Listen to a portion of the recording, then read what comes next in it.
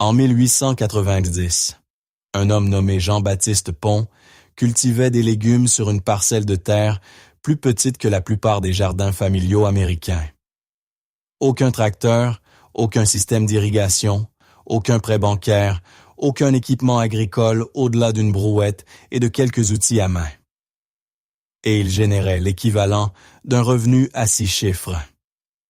Pas à partir de centaines d'acres, pas d'une exploitation de serres commerciales, mais d'environ 1,5 acres de plate-bande entretenus à la main à la périphérie de Paris.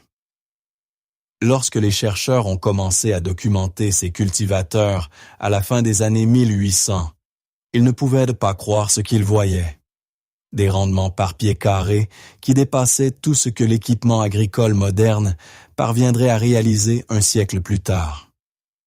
Une production à l'année dans un climat qui aurait dû rendre cela impossible. Un sol si vivant, si profond et si riche qu'il générait de la chaleur au cœur de l'hiver, réchauffant les racines de cultures qui n'avaient aucune raison de pousser en janvier. Et puis, en une seule génération, tout le système a disparu, non pas parce qu'il avait échoué, non pas parce que quelque chose de mieux l'avait remplacé.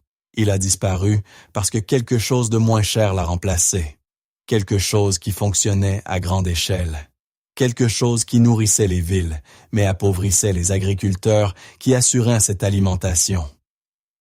Aujourd'hui, nous allons reconstruire ce système.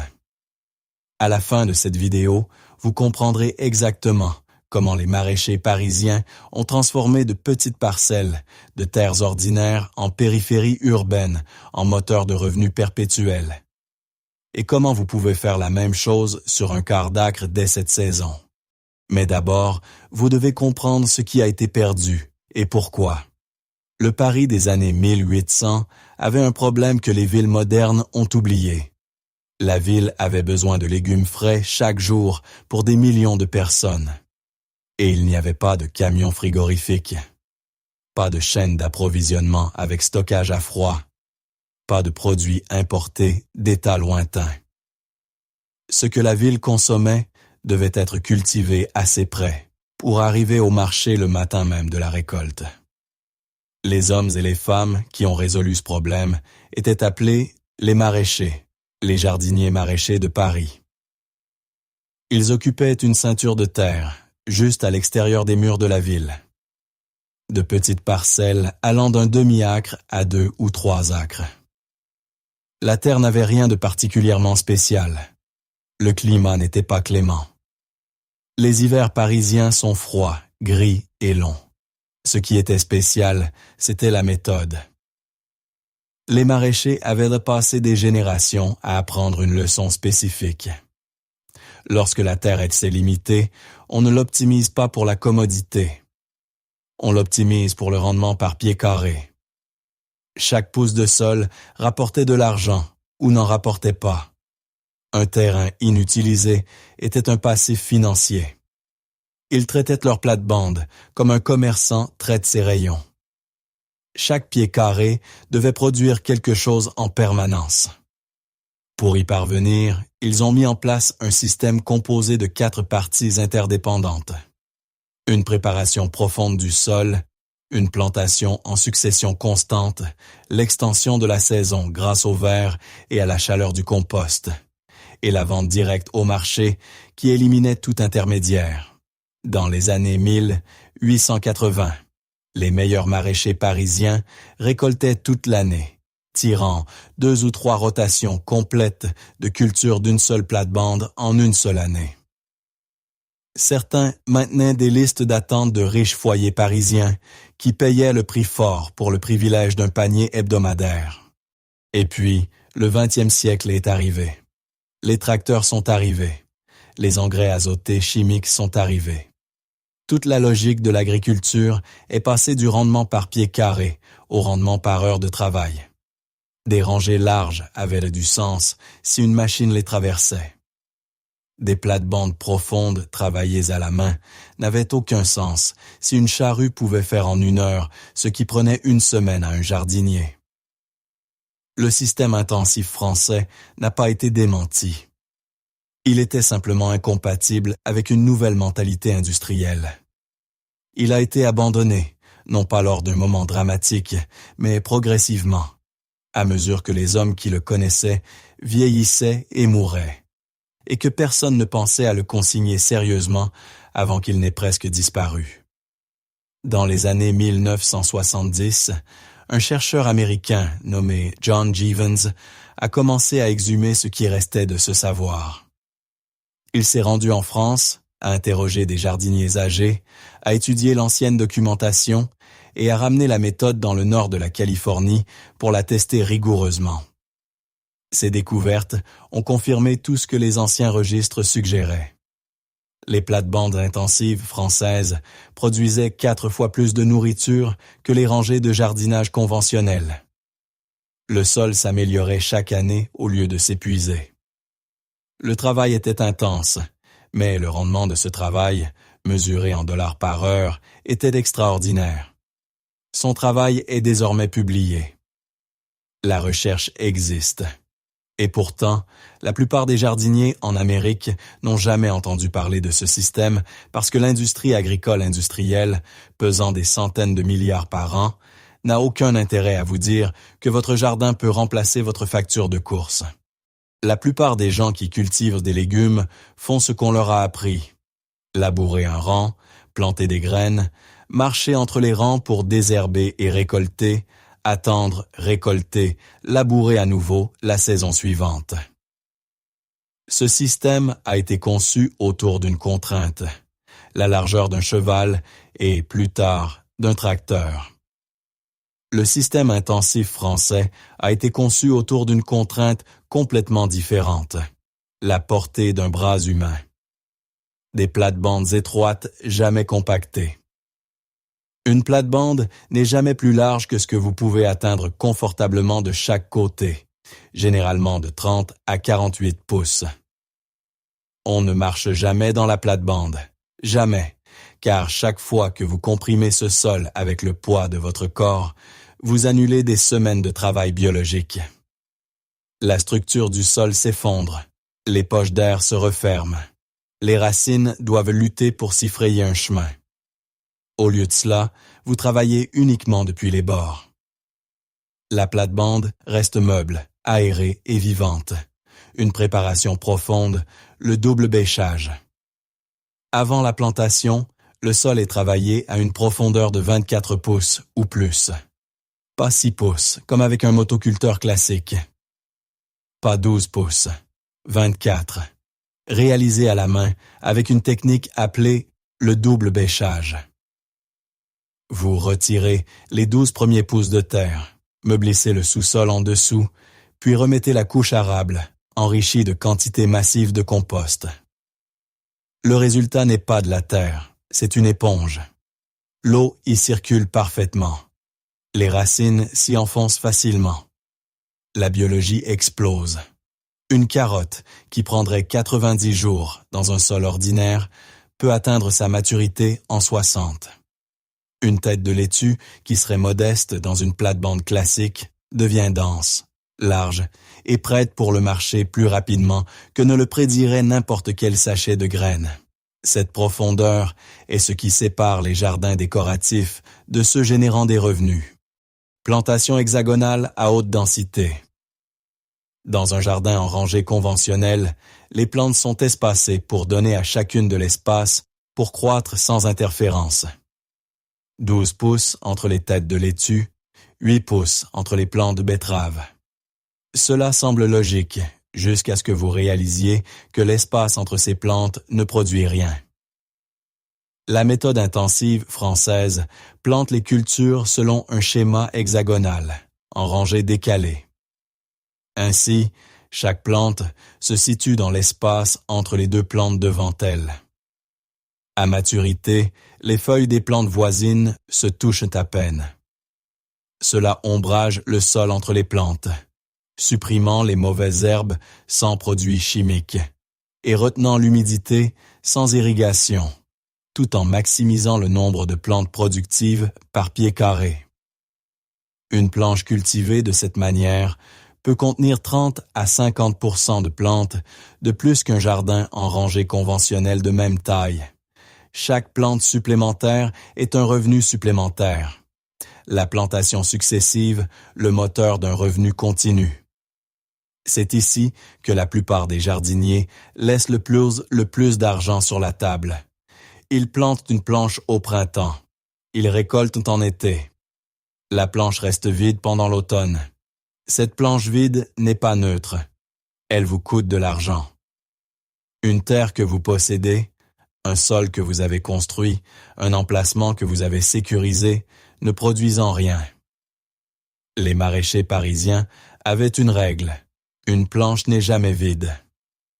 À l'instant même où une culture est retirée, une autre prend sa place. Pas plus tard, le jour même. Ils y parvenaient grâce à une planification méticuleuse, en échelonnant les plantations, de sorte qu'au moment où les radis se terminaient, un plateau de semis de laitue avait déjà 4 semaines et attendait. Quand la laitue était finie, les graines de carottes étaient donc prêtes à être semées. Quand les carottes sortaient à l'automne, une culture de couverture était installée pour protéger le sol pendant l'hiver. Une seule planche de 100 pieds carrés, gérée de cette façon, pourrait produire 5 ou 6 cultures distinctes par an.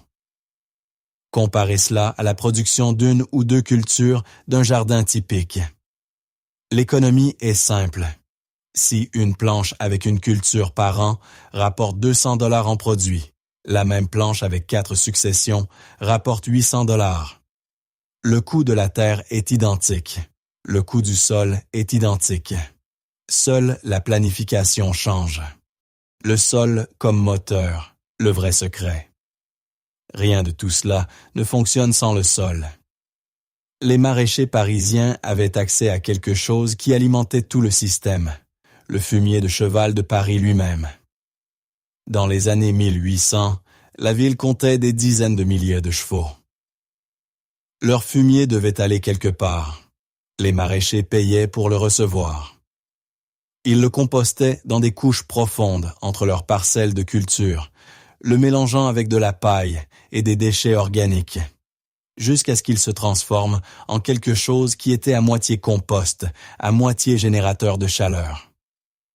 Le fumier de cheval frais composte à chaud, 120, 130, 140 degrés Fahrenheit, au centre d'un bon tas. Les maraîchers utilisaient sur cette chaleur des cloches en verre ou des châssis froids fabriqués à partir de vieux verres de fenêtre étaient replacés sur les premières plantations. En dessous, le fumier en décomposition réchauffait le sol. Au-dessus, le verre emprisonnait le soleil. À l'intérieur de ce microclimat, des plantes poussaient en février, alors qu'elles n'avaient aucune raison d'exister en février. Des récoltes précoces signifiaient un statut de premier sur le marché. Être le premier sur le marché signifiait les prix les plus élevés de la saison, avant que l'offre ne rattrape la demande. Un jardinier qui pouvait offrir de la laitue fraîche en mars, alors que tous les autres attendaient le mois de mai, ne vendait pas seulement de la laitue. Il vendait de la rareté. Aujourd'hui, vous n'avez pas besoin de fumier de cheval provenant des écuries parisiennes. Vous avez besoin de compost. Un compost profond, riche et biologique, fabriqué à partir de restes de cuisine, de déchets de jardin et de tout fumier animal que vous pouvez trouver localement. Le principe est identique. Vous construisez d'abord le sol, et le sol produit le revenu. C'est la partie à laquelle personne dans l'industrie agricole ne veut que vous réfléchissiez trop attentivement. Le système intensif français n'a pas été prouvé faux. Aucun chercheur ne l'a discrédité. Aucun échec de culture ne l'a condamné. Il était simplement peu pratique pour la direction que l'agriculture du XXe siècle voulait prendre. L'agriculture industrielle optimise une seule chose, le rendement par acre à l'échelle continentale. Pour ce faire, vous avez besoin de machines. Pour utiliser des machines, vous avez besoin de rangées larges. Pour fertiliser des rangées larges à bas prix, vous utilisez de l'azote synthétique. Pour contrôler les mauvaises herbes dans les rangées larges, vous utilisez des herbicides. Chacun de ces choix fait paraître le système intensif français inefficace si votre objectif est une production à l'échelle continentale. Mais si votre objectif est un revenu provenant d'un quart d'acre, la logique s'inverse complètement. L'agriculture industrielle gagne des centimes par livre sur les cultures de base parce que tout le monde cultive la même chose en même temps pour les mêmes acheteurs. Le système intensif français produit des cultures de qualité supérieure, vendues fraîches, vendues localement, vendues directement aux clients qui paient pour une qualité qu'ils ne peuvent pas obtenir dans une épicerie. Une livre de laitue de supermarché rapporte peut-être 1500 à l'agriculteur après les coûts. Une tête de laitue magnifique, récoltée le jour même et de variété spécifique, vendue sur un marché de producteurs, se vend entre 2 $ et 4 $. Même culture, même sol, réalité financière complètement différente. Le système n'a pas été remplacé parce qu'il a fait défaut à l'agriculteur. Il a été remplacé parce qu'il était incompatible avec un système alimentaire conçu pour rendre les agriculteurs dépendants des entreprises d'intrants, des sociétés de transport et des chaînes de vente au détail. Une fois que vous avez compris cela, reconstruire le système sur votre propre terre ressemble moins à un passe-temps et plus à un acte d'intelligence financière. Soyons précis. Le terrain. Un quart d'acre est amplement suffisant. De nombreux maraîchers prospères travaillant sur beaucoup moins. Les maraîchers parisiens, qui gagnaient l'équivalent de revenus à 6 chiffres, cultivaient 1 à 2 acres à plein temps, avant que la sélection semencière moderne n'améliore les rendements. Un quart d'acre géré de manière intensive constitue une source de revenus sérieuse. Outils. Pas de tracteur, pas de motoculteur. Une bonne bêche, une grelinette pour l'aération profonde, un râteau à main, un presse-motte pour préparer les plants et un couteau ori-ori pour le repiquage. Un total de 150 $ à 300 $ pour des outils de qualité qui dureront des décennies. Compost. Votre principal intrant continu et votre principal avantage concurrentiel. Commencez à mettre en place votre système de compostage avant toute autre chose. Exploitez 3 bacs en rotation. Un en cours de remplissage, un en maturation, un prêt à l'emploi. Approvisionnez-vous en matières organiques auprès de votre cuisine, de votre jardin et de toutes les fermes, écuries ou entreprises alimentaires locales prêtes à détourner leurs déchets organiques. Semences. Concentrez-vous sur les cultures à haute valeur, ajoutées avec un cycle de croissance court. Jeunes pousses de salade, radis, navets, épinards, carottes, betteraves, herbes aromatiques et fleurs comestibles pour le marché haut de gamme. Investissement en semences pour la première année pour un quart d'acre, 100 $ à 200 $. Prolongation de la saison. Châssis froid fabriqué à partir de vieilles fenêtres de récupération, voile de forçage pour la protection contre le gel. Ce ne sont pas des investissements coûteux. C'est ce qui fait la différence entre une saison de culture de 6 mois et une de 10 mois. Coût de démarrage total, environ 500 $ à 800 $. Comparez cela à n'importe quelle autre entreprise génératrice de revenus à ce niveau de prix, et le ratio de retour sur investissement est extraordinaire. Première étape, délimitez vos planches de culture.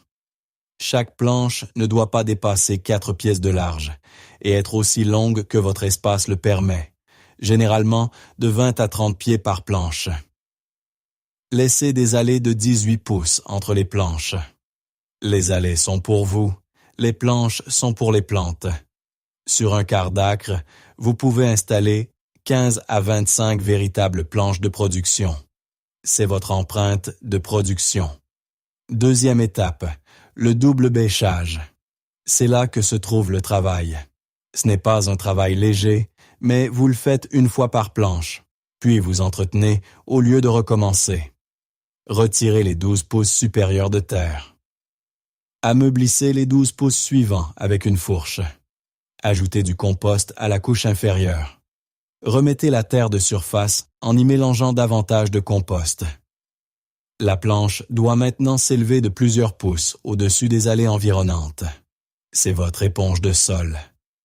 Les années suivantes, vous ajoutez seulement du compost à la surface et laissez les vers de terre et la biologie l'incorporer vers le bas. Troisième étape, commencez petit. Ne construisez pas 25 planches la première année. Construisez-en 5. Apprenez le calendrier des successions. Apprenez votre marché local. Apprenez quelles cultures se vendent et lesquelles restent invendues. Puis agrandissez. Les maraîchers parisiens ont passé des années à maîtriser leur métier avant de maximiser leurs parcelles. La biologie et le modèle commercial récompensent tous deux la patience et l'observation. Quatrième étape. Plantez en succession dès le premier jour. Pensez en semaine, pas en saison. Plantez une planche de radis, prête en 25 à 30 jours. 3 semaines plus tard, commencez les laitues à l'intérieur. Quand les radis sortent, la laitue entre exactement à la bonne taille de repiquage. 4 semaines avant que la laitue ne soit terminée, semez des carottes pour qu'elles soient des mois prêtes quand vous aurez besoin de cet espace. En une saison, ce séquençage devient une seconde nature. Parlons chiffres directement.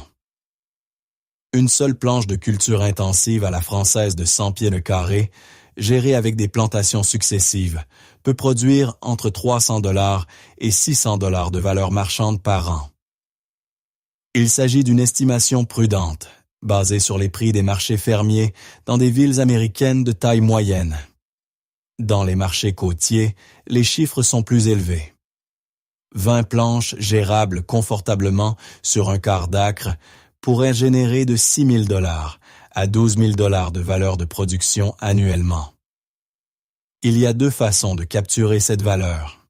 Cultiver pour votre famille et remplacer les achats à l'épicerie dollar pour dollar, ou vendre. Si vous vendez, le canal le plus rentable est toujours le direct. Marché fermier, abonnement, ASC. Agriculture soutenue par la communauté, compte de restaurant ou groupement d'achat de quartier. Chaque intermédiaire que vous ajoutez vous coûte de la marge. Les maraîchers parisiens l'avaient compris. Ils ne vendaient pas à des grossistes, ils vendaient aux ménages et aux restaurants prêts à payer pour ce que les grossistes ne pouvaient pas fournir. Le modèle ASC est particulièrement aligné avec l'approche intensive française. Vous vendez à 20 ou 30 familles un panier hebdomadaire de produits au début de la saison, avant même d'avoir fait pousser quoi que ce soit. Ils perdent d'avance. Vous cultivez sur commande. Les revenus arrivent avant les dépenses. 20 membres d'ASC à 30 $ par semaine pendant 22 semaines. C'est 13 200 $ pour un quart d'acre. Ce n'est pas théorique. C'est une réalité documentée par des producteurs opérant actuellement dans toutes les régions du pays. Voici ce qui sépare un jardin maraîcher productif d'un passe-temps qui ne génère jamais de réels revenus. Le jardinier amateur pense en termes de culture. Le maraîcher pense en termes de système. Un jardinier amateur demande « Que devrais-je planter ce printemps ?» Un maraîcher demande « Que produira cette planche chaque semaine de mars à novembre ?» Qu'est-ce qui doit déjà avoir été démarré pour chaque culture avant que la précédente ne soit récoltée? Et quelle culture commande les meilleurs prix en ce moment sur mon marché local? La différence n'est pas l'effort. Les 2 jardiniers travaillent. La différence est la densité de planification. Combien de décisions sont prises à l'avance? Quelle part des revenus de la saison est verrouillée avant que la première graine ne soit mise en terre? Les maraîchers parisiens tenaient des registres méticuleux. Ils suivaient quelle planche produisait quoi, quelle succession fonctionnait sans accroc, quelle culture commandait à les meilleurs prix à quel moment de l'année. Ils n'étaient pas des romantiques. Ils étaient des exploitants de petites entreprises qui se trouvaient travailler la terre. Si vous abordez cela comme une entreprise avec un calendrier de plantation, un plan marketing et un engagement à comprendre votre client local, un quart d'acre n'est pas un passe-temps. C'est une source de revenus qui s'améliore chaque année, à mesure que votre sol s'approfondit et que vos compétences se multiplient. Prenez un moment pour y réfléchir. Le système intensif français générait des revenus à 6 chiffres, à partir de petites parcelles, dans une ville sans livraison Amazon, sans réfrigération, sans engrais synthétiques et sans outils électriques. Avec un travail manuel, du fumier de cheval, des cloches de verre retournées sur les semis en février. Les intrants étaient simples. La biologie était comprise. Le marché était direct et local. Les revenus étaient réels. Tout ce qui l'a remplacé, les tracteurs, les produits chimiques, la tarification des matières premières, les chaînes d'épicerie consolidées, a été optimisé pour l'échelle et la commodité, non pas pour l'agriculteur, mais pour le système qui vend à l'agriculteur et achète à l'agriculteur en profitant des deux côtés. La plupart des familles américaines dépensent aujourd'hui entre 10 000 $ et 15 000 $ par an pour la nourriture. Une grande partie de cette somme va à l'emballage, à l'expédition, à la marge de détail et aux marges d'entreprise détenues par des sociétés n'ayant aucun lien avec la terre qui a fait pousser ce que vous mangez. Un jardin intensif français fonctionnel, même s'il ne couvre que les besoins de votre famille sans vendre un seul légume, peut remplacer des milliers de dollars de dépenses annuelles. Un jardin qui vend une fraction de sa production génère un revenu complémentaire significatif. Un jardin géré comme une exploitation complète sur un quart d'acre peut produire un revenu principal sur le bon marché. Mais au-delà de l'argent, il y a autre chose. Quelque chose que les maraîchers avaient compris, que j'avons à documenter et que tout praticien sérieux de cette méthode finit par expérimenter. Lorsque votre sol est véritablement vivant, biologiquement riche, profond et sombre, y faire pousser des choses procure une sensation différente. Les plantes réagissent de manière visible. Les taux de croissance sont plus rapides qu'ils ne devraient l'être logiquement. La saveur de ce que vous cultivez n'a aucune ressemblance avec ce qui arrive, emballé sous plastique, depuis un entrepôt quelconque. Vous ne combattez pas la terre, vous travaillez en partenariat avec elle. Année 1, vous construisez. Année 2, vous apprenez. Année 3, vous produisez sérieusement. Année 5, vous avez un quart d'acre qui est devenu, grâce à une gestion attentive, un terrain véritablement extraordinaire, capable de produire plus de nourriture par mètre carré que presque n'importe quel autre système agricole au monde, sans aucune dépendance à des intrants que vous ne contrôlez pas. Aucune chaîne d'approvisionnement ne peut vous faire défaut. Aucun prix de marché ne peut vous ruiner. Dans 10 ans, les prix des denrées alimentaires seront plus élevés. Les chaînes d'approvisionnement auront connu davantage de perturbations. Plus de familles s'inquiéteront de ce que l'inflation alimentaire signifie pour leur budget mensuel. Vous vous rendrez à vos planches de culture au petit matin, cueillerez un panier de légumes qui était encore en terre 1 heure auparavant, et comprendrez d'une manière difficile à exprimer pourquoi les maraîchers parisiens ont gardé ce savoir si précieusement et l'ont transmis si délibérément pendant plus de 2 siècles. Ce n'est pas un passe-temps. Ce n'est pas une mode. C'est un système qui a été mis de côté, non pas parce qu'il a échoué, mais parce qu'il rendait l'agriculteur indépendant. Et les agriculteurs indépendants n'ont pas besoin d'acheter ce que l'agriculture industrielle vend. Le savoir a toujours été là. La terre, sous vos pieds, attend. L'information est ici. Le système fonctionne. La seule chose qu'il reste à faire est de commencer à creuser. Si cette histoire change votre regard sur le sol, sous vos pieds, n'hésitez pas à vous abonner et à aimer la chaîne. nous dévoilons l'histoire et les systèmes que certains ont tenté d'enterrer. Cultivez votre propre indépendance et semez les graines d'un avenir meilleur. Le prochain trésor de connaissances sera bientôt révélé.